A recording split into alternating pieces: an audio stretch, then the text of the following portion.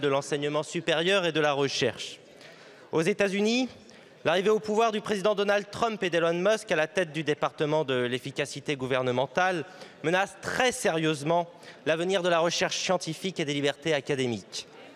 Ce nouveau maccarthisme prend la forme d'un autodafé numérique qui censure des informations scientifiques sur les inégalités sociales, sur la santé, sur la biodiversité ou les études de genre. Des pages web ont été supprimées, des scientifiques de renom licenciés, des collaborations internationales interdites et des agences scientifiques remises en question.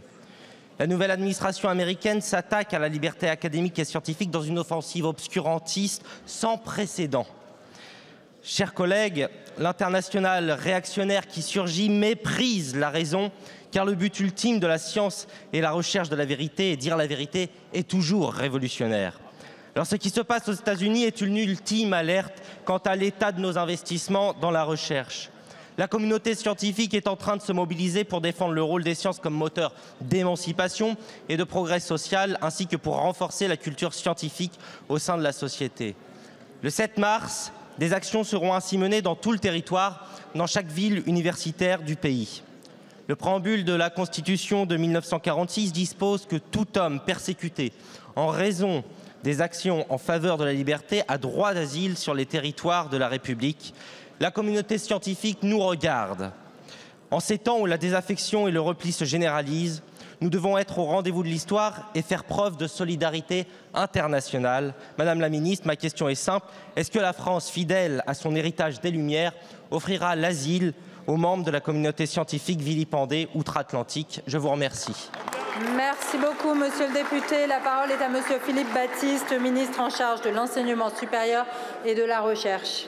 Merci Madame la Présidente, Mesdames et Messieurs les députés, Monsieur le député Bénard. Il est vrai que l'administration Trump, au cours des dernières semaines, a pris des positions qui sont contraires au consensus scientifique, en particulier sur des sujets autour du climat, autour de la biodiversité, autour des sciences de la santé aussi.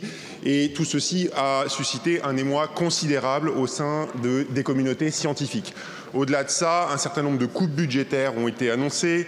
De grands programmes internationaux ont aussi été annoncés comme étant retardés ou supprimés. Je pense par exemple à une désorbitation avancée de la Station spatiale internationale qui a été annoncée de manière quasi unilatérale par Elon Musk. Nous recevons des sollicitations qui sont des sollicitations innombrables dans des domaines extraordinairement variés qui vont des sciences humaines et sociales jusqu'à l'ingénierie en passant aussi par l'intelligence artificielle.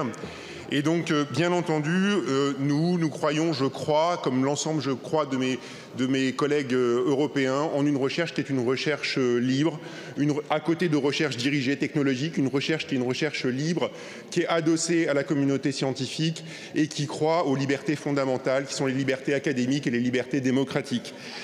Des dispositifs existent aujourd'hui pour accueillir des scientifiques internationaux. Ces dispositifs, ce sont des chaires juniors, des chaires seniors. Et bien entendu, il faut les renforcer et il faut aussi être en mesure d'augmenter la part des scientifiques américains qui voudraient nous rejoindre. Mais cette discussion, elle doit aussi avoir lieu au niveau européen et vous pouvez compter sur moi pour porter cette discussion au sein de l'UE. Je vous remercie. Merci beaucoup, monsieur le ministre. Monsieur le député.